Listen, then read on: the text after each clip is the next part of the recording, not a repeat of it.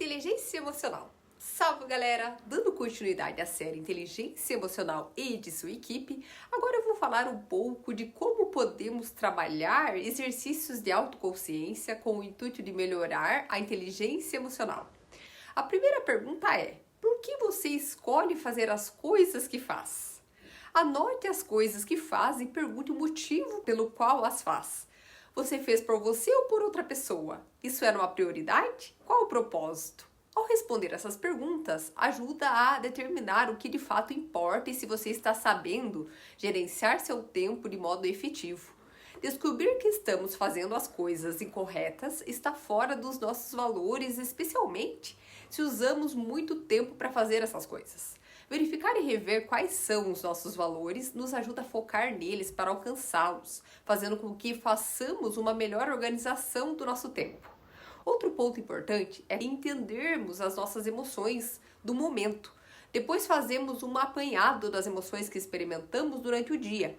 É importante descrever as emoções e avaliar o contexto em que essas emoções foram experimentadas. Nesse exercício, é importante analisar as emoções positivas e as negativas e ver quais se sobrepuseram, pois ao analisarmos podemos entender os nossos gatilhos e onde estão as origens dessas emoções para poder modificá-las. Isso é sobre reestruturar a condição atual, quando não positiva, para que seja possível traçar outras possibilidades usando outro exemplo real negativo.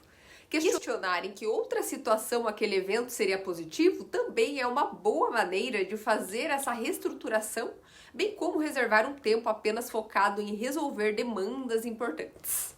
Outro ponto importante é cuidar da higiene do ambiente e desligar equipamentos eletrônicos antes de dormir, pois a luz dos equipamentos atrapalha o sono, pois tem a mesma finalidade da luz solar. Há mais algumas características que são importantes, como concentrar-se nas coisas e nas pessoas, tentando ficar o mais presente possível. Caminhar e observar a paisagem por onde se passa e as pessoas por quem se passa. Além de desenvolver habilidades comunicativas. Se nos comunicamos com uma pessoa mais introspectiva, uma boa estratégia é lançar uma pergunta aberta do que ela acha de determinada pauta, evitando assuntos polêmicos ou emocionantes demais que possam ser gatilhos para conflitos. Outra questão que é relevante levar em consideração é não esquecer das coisas básicas para se viver em comunidade, como palavras mágicas. Exemplo: obrigada, desculpa, licença. Seja gentil e haja com gentileza para que as pessoas se sintam apreciadas e importantes. Descreva a razão das decisões tomadas, pois isso gera mudança que causará impactos. Procure ouvir a opinião das pessoas envolvidas sem ficar na defensiva. Mostre seu ponto de vista sendo claro e ajude no entendimento de suas razões caso não tenha sido claro. Fomente uma compreensão mútua.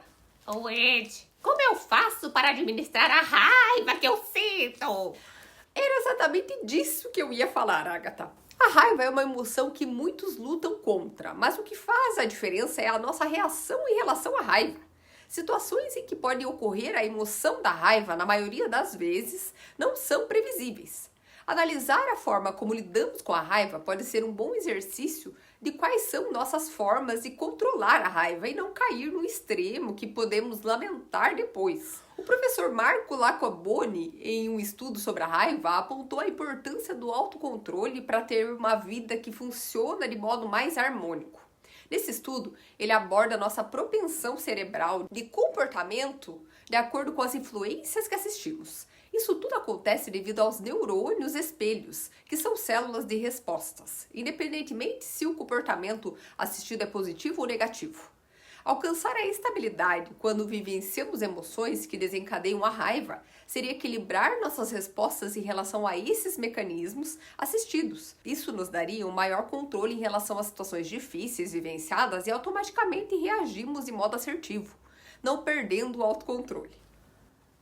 Mas e a raiva, hein, Ed? Será que sinto raiva sem perceber que é raiva? O psicólogo Charles Spielberg define a raiva como uma conduta emocional sofrendo variação de uma irritação pequena, podendo chegar a um extremo de irritação à ira. Podendo ser ainda uma motivadora que nos faz correr para solucionar nossos problemas. Porém, a raiva causa somatizações no corpo, sabia? Podendo desencadear reações físicas que fazem mal ao corpo que sente raiva. prejudicando tanto a saúde mental como a saúde física. De acordo com a Associação Americana de Psicologia, a raiva é uma reação de frustração de modo hostil, sendo uma resposta a um ataque para se proteger e sobreviver. A violência, por exemplo, é o produto da falta de controle de um acesso de raiva. Gary Mauser e Don Katzen, em um de seus estudos científicos sobre o homicídio e registros de violência, apontaram que crimes e violência são cometidos por pessoas que não têm capacidade de regular a raiva ou superá-la. A causa raiz desses atos violentos nem sempre está associada a transtornos mentais ou abuso de drogas, mas sim da possível falta de compreensão de como gerir a raiva. Qual seria a ideal resposta à emoção da raiva? Ter consciência da raiva e de como ela afeta nosso pensamento ou nossos pensamentos e julgamentos, bem como as ações que devemos ter para gerenciar essa emoção de modo responsável. A violência, muitas vezes, de acordo com estudos, pode estar associada diretamente a sintomas de raiva reprimida por um longo período que não encontram uma saída socialmente adequada. A raiva possui níveis diferenciados. A raiva passiva, por exemplo, é a raiva reprimida e silenciosa, que pode ser vista camuflada em comunicações passivo-agressivas. O psicólogo Peter Sacco abordou em uma entrevista que a raiva, se não tratada, pode afetar a saúde do indivíduo, pois os sentimentos guardados deixam o corpo tenso. A defesa do corpo cai, fomentando o desenvolvimento de doenças como diabetes, dores nas articulações, não sendo surpresa se o indivíduo surtar ou perder o controle. Conforme vamos nos desenvolvendo no campo emocional, somos ensinados por cuidadores a controlar nossa raiva. Porém, controlar ou esconder a raiva não a faz desaparecer, e é aí que a demonstração do passivo-agressivo ocorre. A raiva volátil acontece de modo semelhante a um ataque, mais comum em homens ou pessoas que fazem uso de substâncias. Nesse caso, pode ocorrer agressão verbal ou física, há ainda a raiva crônica, que diz respeito à atitude de ira que faz parte do hábito de vida do indivíduo que passa o dia buscando motivos para se manter irritado. Estudos comprovam que a raiva crônica é mais prejudicial que o tabagismo, dieta rica em gordura e excesso de peso. A raiva crônica tem a relação com a hipertensão arterial, problemas de pele, doenças cardíacas, enxaquecas, abuso de álcool, dentre outras doenças. Há também a raiva vingativa, normalmente dirigida a alguém com quem se tem desejo de vingança. Eu vou acabar com a vida daquele palhaço. Nesse caso, o centro de recompensa se ativa no cérebro da mesma forma que se ativa quando uma pessoa faz o uso de substâncias. A pessoa que sente esse tipo de raiva se alimenta com pensamentos vingativos que se intensificam progredindo, recompensando esse tipo de sistema de raiva. Uma forma de aliviar esse tipo de conduta é se ocupar com trabalho voluntário ou trabalho que auxilie outras pessoas para substituir essa energia para algo que beneficie alguém e faça com que o indivíduo desfoque um pouco de alimentar os pensamentos nocivos. Outro tipo de raiva é a raiva petrificada, que tem como característica um indivíduo que se torna amargo e não consegue perdoar o malfeitor. Tampouco esquecer, nesse caso ainda, quando a pessoa opta por perdoar, ela opta por liberar essa amargura.